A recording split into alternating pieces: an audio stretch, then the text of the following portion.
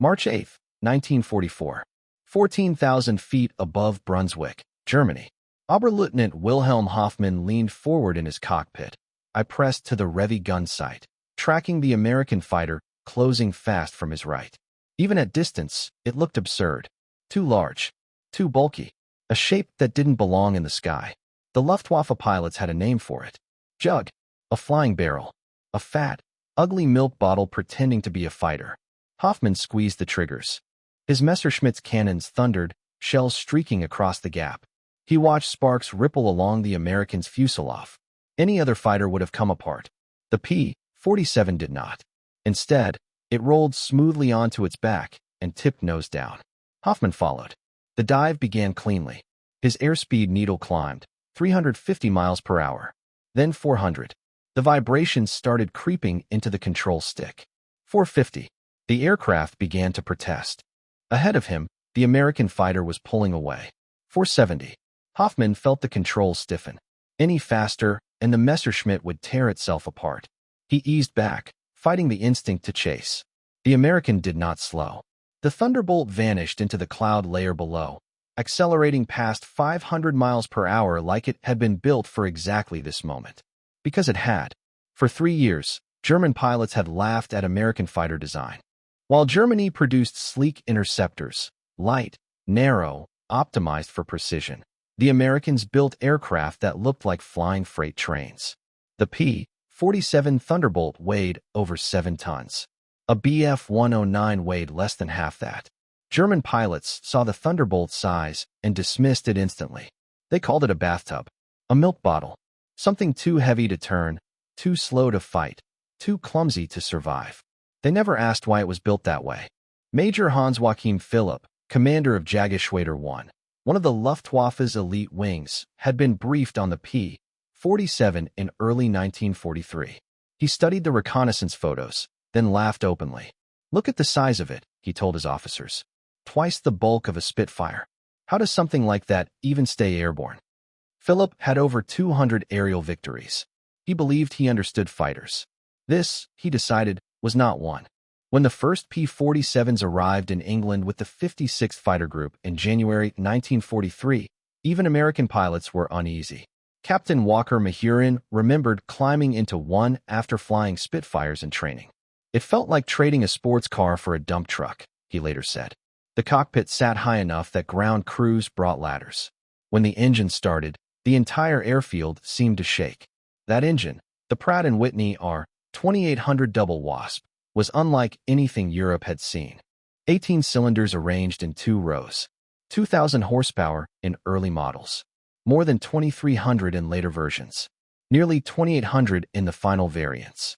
Each cylinder was the size of a coffee can. The engine alone weighed more than an entire German fighter fuselage. German engineers dismissed the specifications as exaggeration.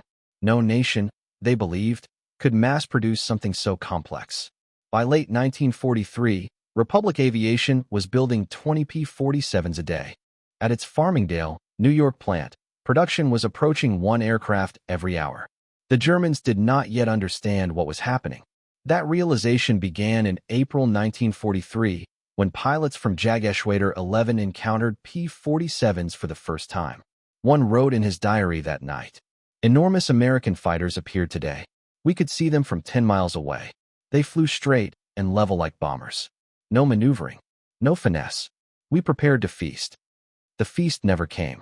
The Luftwaffe executed its standard tactic: dive from altitude, slash through the formation, zoom back up. It had worked against Spitfires, Hurricanes, and Soviet fighters for years. The German pilots pushed their noses down. So did the Americans. The P-47s simply accelerated away. "I was in full power dive," the pilot wrote. 480 on the gauge. The aircraft was shaking violently. Any faster, and the wings would fail. The American kept going. 520, maybe more. They disappeared as if we were standing still. The Germans had mocked the Thunderbolt's weight. They didn't yet understand the physics of it.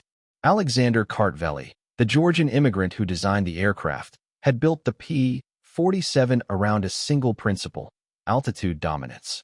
If a fighter was expected to escort bombers at 30,000 feet, it needed 2 things above all else: power to climb and mass to dive away. Every pound of the Thunderbolt served a purpose. The massive engine. The turbo-supercharger the Germans thought impossible to mass-produce. The armor plating. The 8.50 caliber machine guns. In a dive, weight becomes speed. And nothing dove like a P-47. Lieutenant Robert S. Johnson learned exactly how much punishment the Thunderbolt could endure on June 26, 1943, over France. An FW-190 caught him alone, flown by Oberleutnant Egon Mayer, one of Germany's deadliest aces. Mayer shredded Johnson's aircraft. The canopy shattered. Instruments vanished. Fuel streamed out. The engine trailed smoke. Johnson later counted over 200 holes, some the size of footballs. He couldn't bail out. The canopy was jammed. Mayer flew alongside, astonished that the American was still airborne. He fired again. And again. The Thunderbolt kept flying. Finally, Mayer saluted and broke off. Johnson limped home across the channel and landed.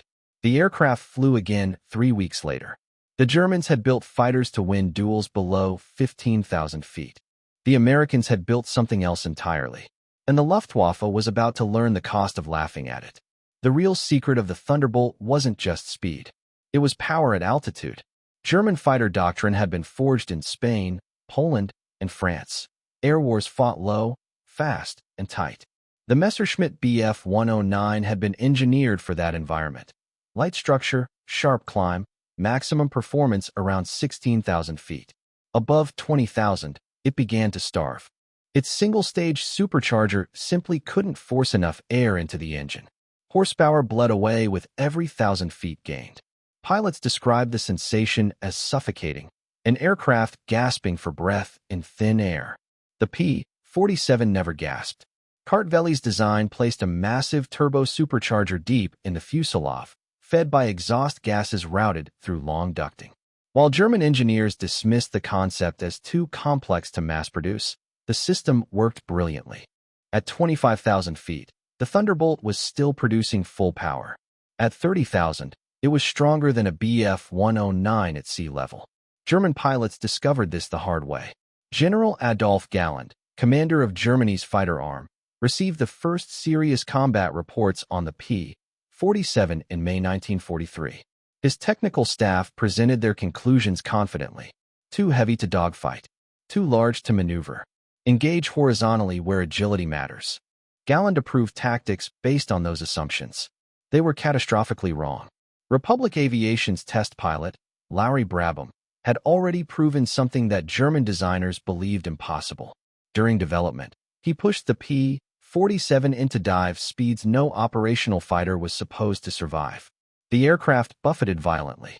Control surfaces stiffened. Compressibility effects began to appear. But the airframe held. The data from those dives went straight back into production. Strengthened control linkages.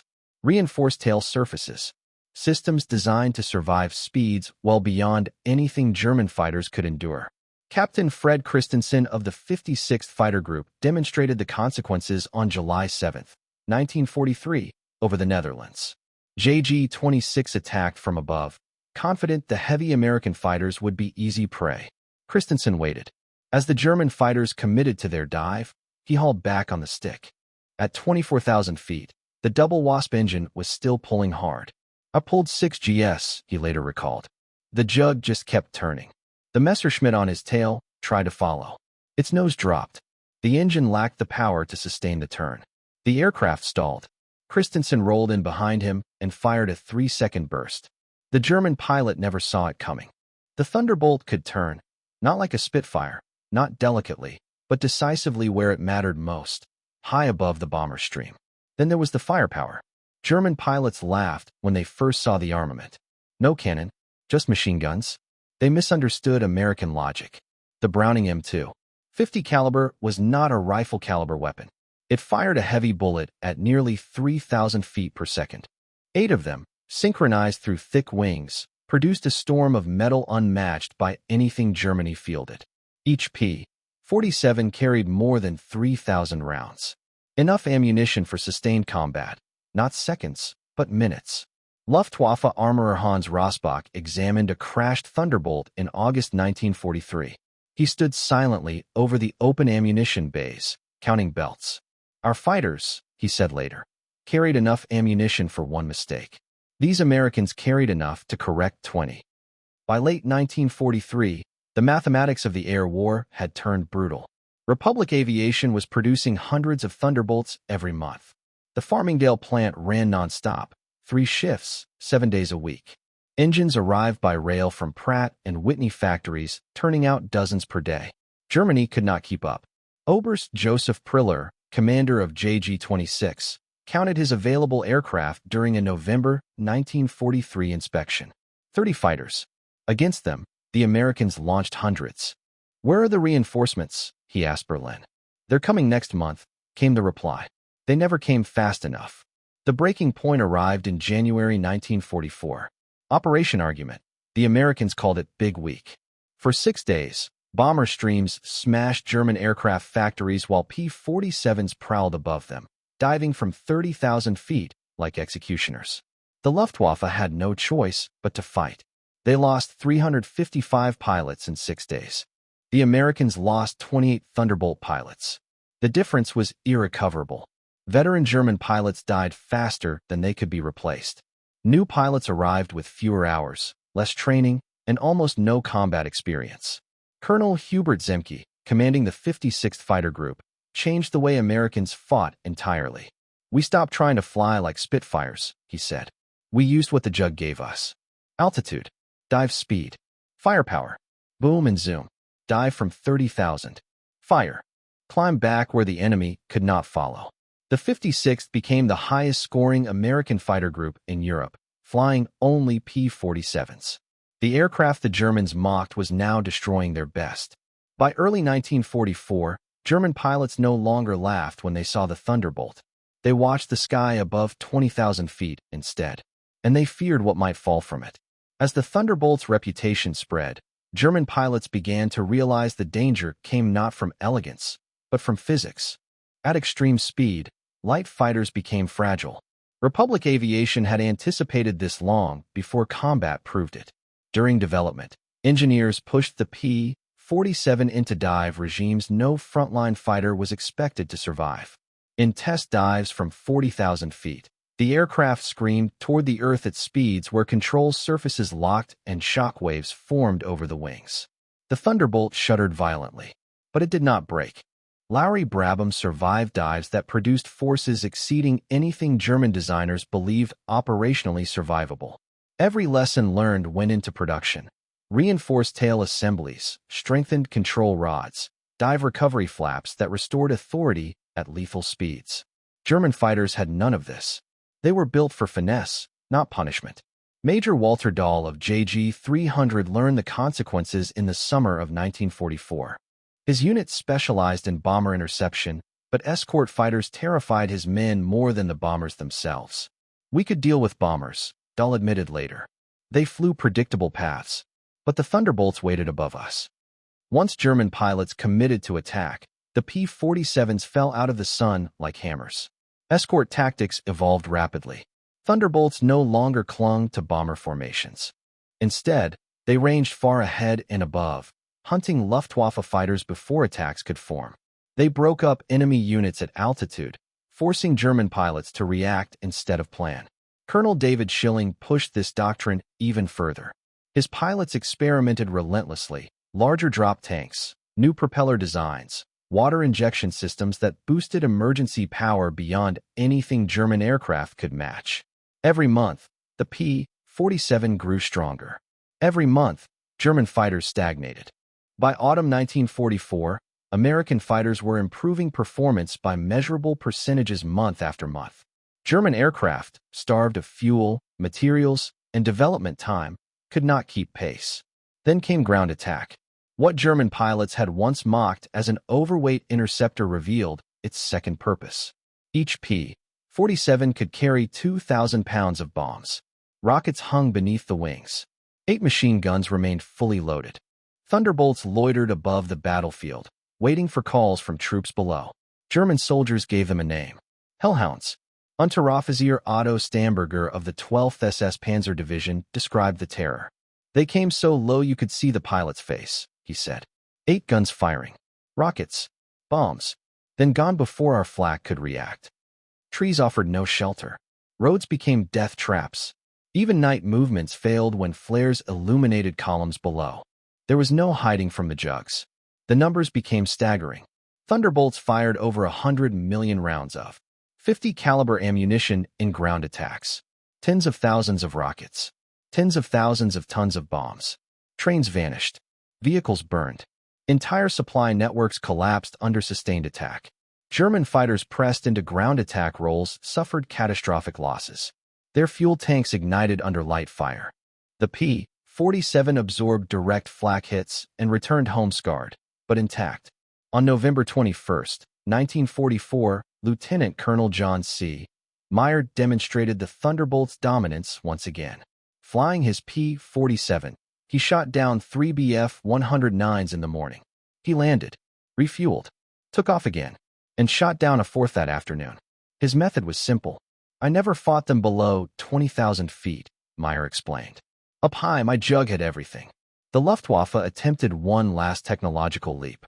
The Ta-152H, a high-altitude interceptor with long wings, pressurized cockpit, and massive engine, was rushed into service. It could fight where the P-47 thrived. Only 43 were built. They required fuels Germany could barely produce and maintenance resources Germany no longer possessed. They arrived too late. Meanwhile, Republic Aviation unveiled the P-47N, the ultimate Thunderbolt. Larger wings, vast fuel capacity, engines producing nearly 3,000 horsepower, capable of escorting bombers across oceans. More were built than Germany produced fighters of all types in the war's final year. After the war, Adolf Galland admitted the truth. We laughed at the Thunderbolt, he wrote. This was our greatest mistake. The Germans had seen size as weakness, weight as inefficiency, simplicity as inferiority. They misunderstood entirely. America had not built a fighter. It had built a weapons system, designed for altitude, built for speed, forged to survive, produced in numbers beyond comprehension. By the time the Luftwaffe understood this, the skies above Europe were already lost, and the laughter had long since stopped. The scale of American production became impossible for German commanders to ignore. Pratt & Whitney engines were stacked by the hundreds. Replacement aircraft arrived faster than damage reports could be written. Ammunition depots overflowed with millions of rounds of 50 caliber. When a Thunderbolt was damaged beyond repair, it was simply pushed aside. Another took its place within hours. Major Johannes Steinhoff, commanding JG-77 in Italy, saw the imbalance firsthand. On a good day, we had a dozen flyable fighters, he recalled. The Americans launched 75 Thunderbolts from one field. German ground crews salvaged wrecks for parts. American crews replaced entire aircraft. German pilots counted every cannon shell. Thunderbolt pilots fired as if ammunition were limitless. Because it was. Air combat ceased being a contest of skill alone. It became a confrontation between systems. Artisans versus assembly lines. The Thunderbolt did more than shoot down aircraft. It dismantled the Luftwaffe's institutional memory. When experienced pilots were killed, their knowledge vanished with them. When training bases burned under Thunderbolt bombs, entire generations of replacements lost months of instruction. Fuel depots ignited. Training sorties were canceled. New pilots arrived unprepared. Attrition accelerated. By January 1945, the Luftwaffe existed largely on paper. Perhaps 1,000 fighters remained operational across all fronts. In Western Europe alone, they faced more than 10,000 Allied fighters. 3,000 were P-47s. The joke about fat American milk bottles had become an epitaph. The Luftwaffe's final gamble came on New Year's Day, 1945, Operation Bodenplatte. 800 German aircraft struck Allied airfields in a desperate attempt to destroy air power on the ground. They failed. Thunderbolts were already airborne. They descended from altitude into the attacking formations, exactly as they had done for months. By the end of the day, 270 German aircraft were destroyed. 170 experienced pilots were killed or captured. P-47 losses were minimal. Replacements arrived within 48 hours. Major Gunther Rahl survived the war. Decades later, he reflected on the Thunderbolt with clarity earned through defeat. We mocked it, he said. We thought it ugly and stupid. Then he paused. It destroyed our best pilots. It wrecked our trains. It burned our airfields. It did everything. The Thunderbolt exposed a truth Germany learned too late. Elegance does not win industrial wars. Quantity does. Durability does. Sustainability does. The P-47 embodied all three. By war's end, it had flown more than 400,000 combat sorties. It dropped more bombs than many medium bombers. It destroyed more enemy aircraft than any other American fighter in Europe. And it brought most of its pilots home. The Germans had laughed at its size. They paid for that laughter with their air force. In the end, the Thunderbolt was not beautiful. It was not subtle. It was not refined. It was inevitable. A 7-ton equation of aluminum, steel, fuel, ammunition, and pilots, solving the problem of air superiority through mathematics rather than artistry. And in modern war, that equation proved absolute. The P-47 Thunderbolt did not merely win battles. It proved that industrial mass, properly applied, becomes its own unstoppable form of power. In war, that is the only calculation that matters.